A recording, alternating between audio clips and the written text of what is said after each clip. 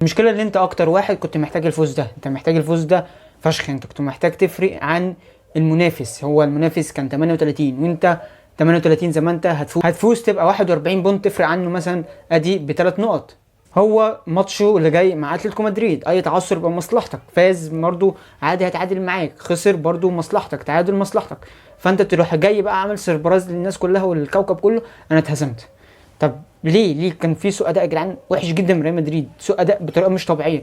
والمحصله ريال مدريد بتهزم من فيريال 2-1 هناك في ارض فيريال عشان يفضل على مركزه الثاني 38. وبرشلونه لسه ماتشها اللي جاي مع اتلتيكو بكره الساعه 10 مع اتلتيكو مدريد، وهي برده متعادله في النقط 38. بس قبل ما نخش الفيديو يا شباب لسه مش اشتراك، انزل اعمل اشتراك وفعل زر الجرس عشان يوصلك كل جديد. ريال مدريد بتهزم 2-1 من فيريال جاب، احنا اتعادلنا، اول ما اتعادلنا راح هم برضو جايبين، فده اللي ساعد الدنيا شويه ان فيريال يفضل مقفل ويفضل محافظ على الاثنين واحد. انا الصراحه بامانه بمنتهى الامانه شايف ريال حرفيا بنسبه 70% ما جاش الماتش، ما راحش الماتش. كان فيه يا جدعان اخطاء دفاعيه واخطاء وسربانه كده في الهجوم بطريقه مش طبيعيه، واخطاء دفاعيه بطريقه برضو مش طبيعيه. الكره كانت بتطلع من الحارس من فيريال، كانت بتطلع ل باص نص الملعب ليه لحد ما توصل لمورينا او بتوصل لاي حد من هجوم فيريال، كانت بتوصل بسهوله بتتضرب انت بسهوله.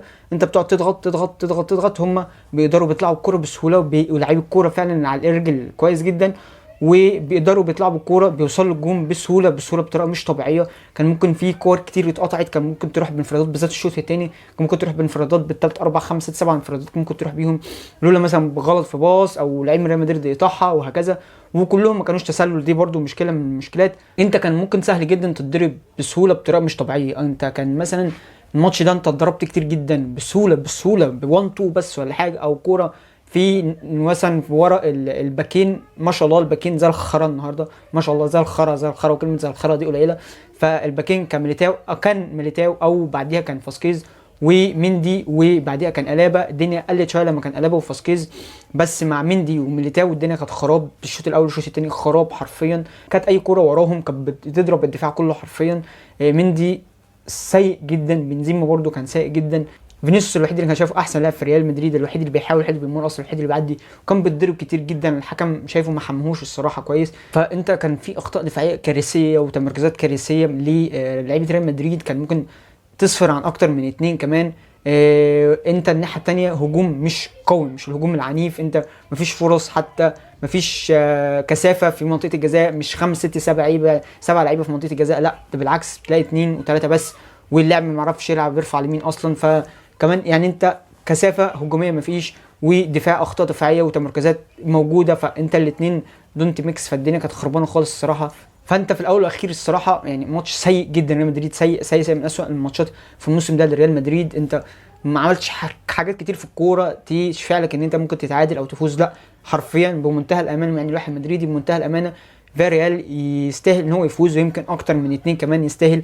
هو حظهم ان هو الجون التاني جه بعديه، بعد ما هم جابوا، بعد ما ريال جاب جون التعادل بسرعه، ده حظهم ان ريال جاب جون تاني بسرعه. فريال مدريد الصراحه حرفيا يا جماعه بمنتهى الامانه ما كانش يستاهل خالص على حتى التعادل اصلا النهارده. بامانه دفاعيا مفيش، هجوميا مفيش، يعني مفيش لعيبه مش موجوده في الملعب، لعيبه كل تركيزها في حته تانية مش عارف ايه هي، بس كل تركيزها لعيبه حرفيا معظمها مش مركز في الملعب. غير كده كان لازم تبديل كامافينجا دي من بدري قوي. كامافينجا هو اللي نزل الوحيد، كان بيدافع وبيهاجم وليه تاثير هجومي قوي جدا.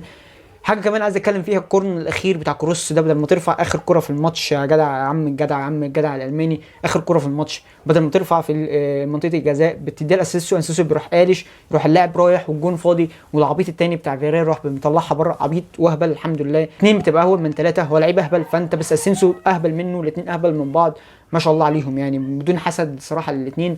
فكره زي دي اسينسيو خلاص، يعني انت بصيت لاسينسيو على كروس، المفروض اسينسيو بقى مجهز رجله وعامل اللي انت هتبصيها، لا اسينسيو بيقلش، واللاعب العبيط بتاع فيرال بيروح قالش كمان ومضيعها، وحاجه في منتهى العبط الكروي والهبل. فالصراحه ماتش ريال مدريد انا شايف ان هو ما كانش يستاهل اصلا يفوز. معلومه كمان ان هو اول مره في تاريخ ريال مدريد كلها يلعبوا تشكيله ما فيهاش لاعب اسباني واحد، حتى كل اللعيبه ما فيهاش لاعب اسباني. ال11 لاعب اول مره بتحصل بيقول لك في تاريخ ريال مدريد كله.